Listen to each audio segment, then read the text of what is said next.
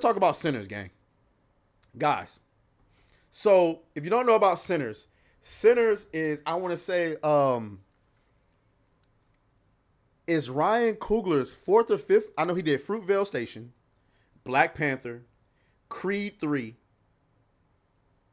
Black Panther 2, and I think this is his fifth film. Let me see.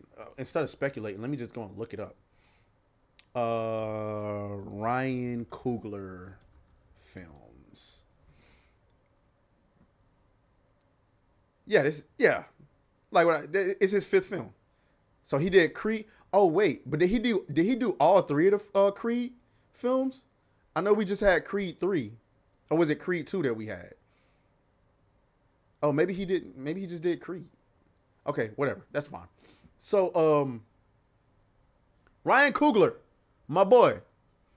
Sinners officially opens to a $63 million worldwide box office. Okay? Now, on its surface, that doesn't seem like a whole lot, but this isn't a Marvel movie. This isn't a big budget film, and 63 million is pretty admirable. I remember Captain America, the Winter Soldier, I think it was, did like 94 million in its first weekend. Biggest domestic opening this decade for an original film. Original, meaning it was an original idea. It's not based on a comic book, a book, or a porn, or none of that. It's just an original film. And one of the criticisms that we have as fans or moviegoers in general that we have been getting from the industry is that you guys say you want original ideas, but when we put them out there, y'all don't go and see them. And that's an argument that I can't really disagree with, because they put out original films. What was that movie called? The Northman or something like that. I remember that was a movie that I was really interested in seeing. Nobody went and saw it in theaters. Nobody. But this was good, gang. I went and saw it Sunday night. Sinners overperformed official estimates and actually opened to a 48 million domestically. Biggest opening of that's domestic. Biggest opening for an original film this decade. Oh, there's Yellow Flash. He says, watch Sinners on a late Sunday showing. Loved it. It did remind me a lot of Dusk Till Dawn, and that's a good thing. So, okay. So, one, I want to talk about this without any spoilers. Pedro Pascal. Is that really Pedro Pascal? Is that him? Nah, that's not him. Nah, that ain't no way that's him. But so first things first, the horror genre in general has evolved. The horror genre used to be about scaring people. It's no longer about that. I think mankind at this point is too jaded to be scared by too much of anything that they can see on screen. So, and I say that to say, as a person whose favorite genre is horror, you have to adjust your expectations when it comes to horror. Because if you're going in looking for something to make you jump out of your seat, I don't think most of any horror movies is doing that for you these days. Additionally, this movie was not trying to scare you as much as it was just giving you an idea. The first question a lot of you are going to have is, how woke is this movie? I'll be happy to answer that. It's going to depend on you. Are you suffering from woke derangement syndrome to where you can't accept some art being in a certain setting without calling it woke? Or are you just keen to the woke shit? This movie takes place in 1932 Jim Crow era. Okay? It's in Mississippi. All right? There's a lot of that racial stuff going on during that time. If you go into the movie accepting that, then you won't be bothered by some of the dialogue that goes on, as far as like there's a conversation about a guy who got lynched. Oh, it was 1932. Niggas got lynched on occasion. I'm sorry. It is what it is. Yes, we are all tired of the race conversation. I'm tired of black movies that can't exist without talking about race. But in this particular movie, it just made sense. Also, it wasn't about race, so to speak, if that makes sense. it was they let the racist stuff be it was an orbiter. It wasn't in the nucleus of the design of the movie. It was just in orbit. You're here in 1932 Mississippi, so some of that stuff happened, yeah, but that's not what we focused on. There were others that were saying because the antagonist is a white guy, then that may make it woke. Actually, if you see the movie, the antagonist is a white guy, but he's not the racist white guy you probably go in and expecting him to be. As a matter of fact, I would even say to you that the protagonists in this movie, Michael B. Jordan and the two characters that he's playing, are actually not good guys either. Oh my God. They're far from good guys. I can't tell you too much. That would be spoilers. As a matter of fact, there really aren't any good guys in this movie. If you really go away, if you really walk away, I've only seen it once, but if you really walk away from this situation, these are just humans. There are no good guys. Really. The two main protagonists, the twins, they're not really good. And you'll see why. I can't tell you why. When I figured out what they actually was, I was like, oh, shit. And then their cousin, his name is Sammy. Young guy, talented. He has a specific gift, but he's not really a good guy or a bad guy. He's just a guy. So there is no good, there is no evil. It's just some guys trying to do something for their community, and then as it so happens, there tends to be some evil afoot. But it has nothing to do with racism. Now, that's a spoiler, so I can't mention that. I think the aesthetic of this was great. The dialogue captured me from beginning to end. There's a line where what's her character? Is it Haley? What's her name? Sinners cast.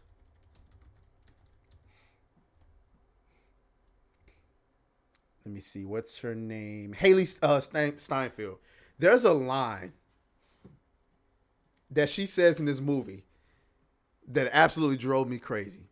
She says to one of Michael B. Jordan's characters, she goes, "You can rob banks and trains, but you can't manage to rob this pussy for one night." Boy,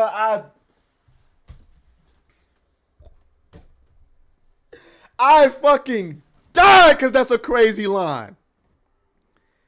She said you can rob train. I'm paraphrasing. Maybe Flash remembers it a little bit better. She says you can rob trains and banks, but you can't steal this pussy for one night. Whoo! Yellow Flash says neither was Clooney and Dusk Till Dawn. No good guys in that movie other than the family sinners had to have been inspired by it, which worked for me. Yeah, I think in some of the I think he mentioned that in some of the marketing, the interviews and stuff like that. I think they mentioned that. Also, Ryan Coogler mentioned that he got a lot of advice from it wasn't Christopher Nolan, was it? Yeah, it was Christopher Nolan. I think it was. No. It wasn't Christopher Nolan. It wasn't Sinners. Hold on, let me see. It might have been. I'll take a look into it later. But either way, so, oh man, it's a lot. I'm trying to point out one of my gripes about the film, because I don't want to spend the entire time just glazing the film. One issue I had was that there was a plot that went unanswered. There was like a subplot that went unanswered. There was some Indians. I don't want to say what they were doing, but they showed up. They left. And I thought that they was going to come into play later in the film, but nothing. I don't know what that was about. I don't know what that was about. But let's talk about this character. The white character that you guys may have think, oh, it's woke. This person says, can't stop thinking about the significance of the main vampire being Irish in Sinners. He empathizes with the oppression of Black Americans, but ultimately weaponizes his whiteness to become the thing he hated most by forcing his way of life onto them. I don't know about all of that. I don't know what that nigga's talking about. I do think that this was a very, very, very simple but yet complex villain, because obviously you go in thinking, oh, it's a black movie and the antagonist is a white guy who's a vampire, but it's not that, because he actually gives them a lecture on. Oh man, that's a spoiler. I can't really say that. That's a spoiler.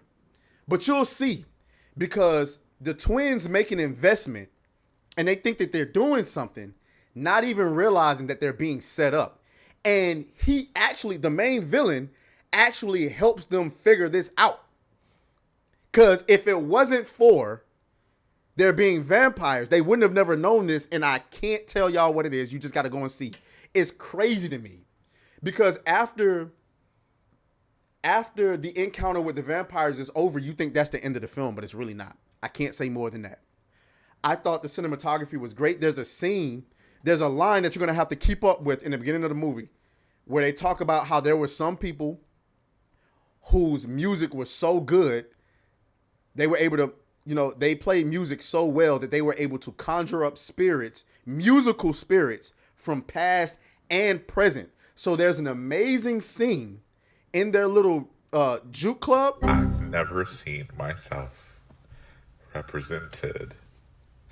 This is awesome, because I've never seen myself. Shouts out to that boy Frost Fane, who can see himself now. He says, thank you for the $5 super chat. He says, I walked away the movie thinking about it long after I watched with friends. The music was a standout. I Lied to You song was awesome. Rameek was good. I'm telling you, they were acting their asses off, especially Michael B. Jordan. And I'll get to him in just a second. But you guys got to see it for yourself, because the way that this character reveals to them kind of not who the main main antagonist is, but reveals to them what's really happening is crazy. But they're also vampires. And these aren't the overpowered, do too much vampire. Like, you ever watch vampire movies nowadays? I wish we could go back to the old vampire rules where, damn, nigga, I thought I had to invite you to come in my house before you can murder me. Damn, nigga, I thought a stake to the heart would kill your ass. Damn, nigga, you can walk in the daytime. Like these new vampires are crazy, but this one goes back to the old style vampires where you can throw a little bit of garlic on a nigga and he might burn a little bit. Let's get back, because these new overpowered vampires that they come with laser beams and 10-inch dicks. Like, nobody want to deal with that. Like, okay, you bit my wife and turned her into a vampire, but now your dick is bigger than mine and you fucking her too? Nah, we need the old vampires back. That's why I like this one. Let's get into Michael B. Jordan's performance. I think Michael B. Jordan's performance was like, I don't want to say Oscar worthy, because I'm not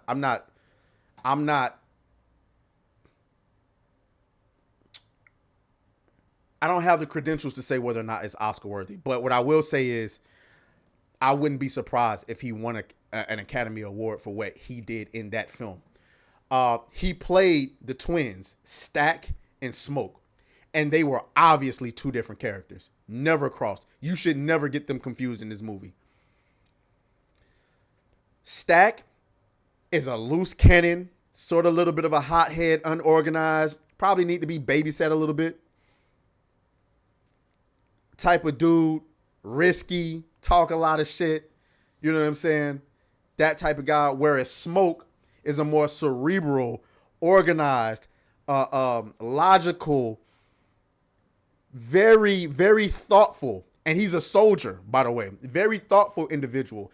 And if you pay attention, you will never get their character, despite the fact that they're being played by the same actor. He puts on a clinic on how to freaking act when you're doing that. Amanda Steinberg, who played two different characters the same goddamn way. Nah, Michael B. Jordan played two different characters, and they were both different. Twins, but different. So, I'm trying to see if there's anything negative that I could say. And you got to be careful when you're critiquing movies, because sometimes a lot of people critique movies from an anticipatory standards, meaning they came in anticipating what they thought was going to happen, and because it didn't happen that way, they automatically think it's bad. You can't do that. You cannot do that. And this movie subverted my expectations. I never knew what was about to happen, but when it happened, I was like, damn. I will say it was probably longer than it should have been. I've never seen myself represented. This is awesome because I've never seen myself. Shouts out to that boy, Future Boy. He says he took jobs from the real twins. That's twin phobia. Congratulations, you can see yourself. Oh, damn. Uh-oh. I wonder if it's going to play. Is it going to play? There it is. We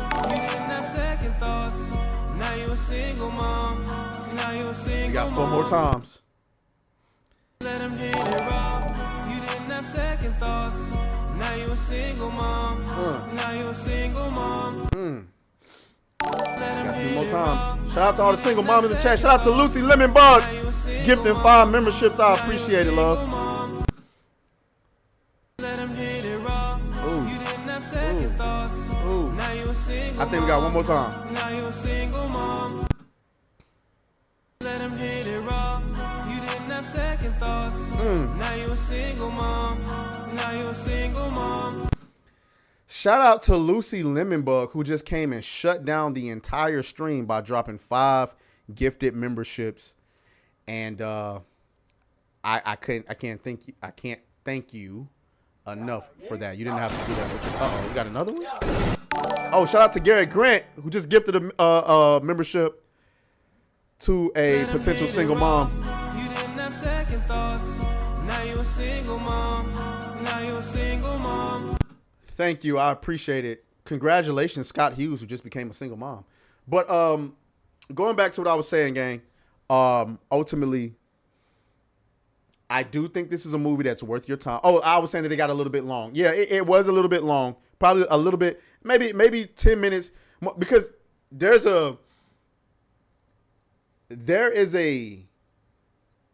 not a post. I've never seen myself represented.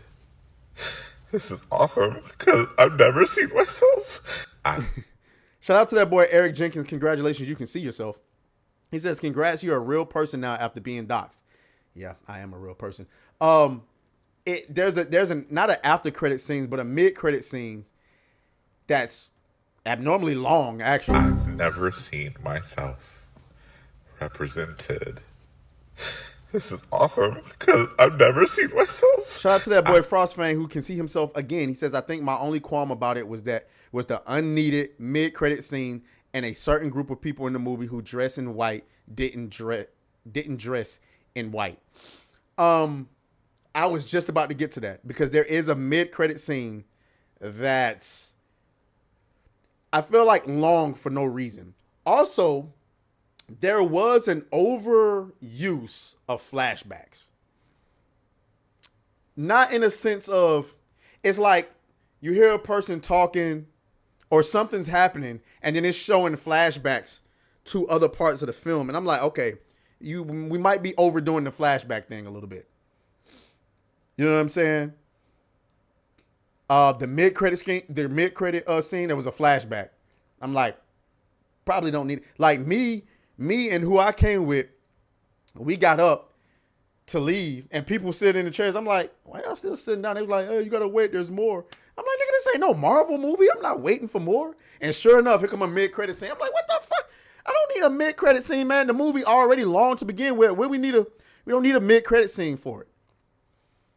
Now, the mid-credit scene it adds to the film. It's not like a scene that's setting up another movie or something like that. But which, by the way, we don't need a sequel. We don't need a prequel.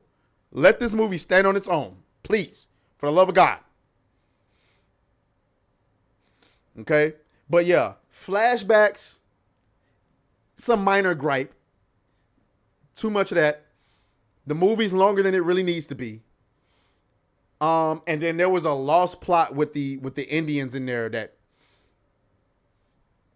what happened? Like, did they just fuck off? Like, what happened? So overall, my score I would give Sinners, it's not a 100. It's not 100%. It is extremely hard to get a 100%. And if you can say anything negative about a film whatsoever, then it's not a 100%. I'm gonna have to go. I'm gonna have to go with a 96%, or 9.6, whatever y'all want to get. I'm gonna give it a 96%. I may adjust the score on that after seeing it again, because between me and you, I got a few more first times to see it. If you catch what I'm saying there, I got to see it for the first time like 2 more times. You feel me? First time. if you catch my drift there. Anyway, yeah. So Sinners, go see that. Go see that. I think it's worth your time. Oh, fuck you, fuck you, fuck you, fuck you.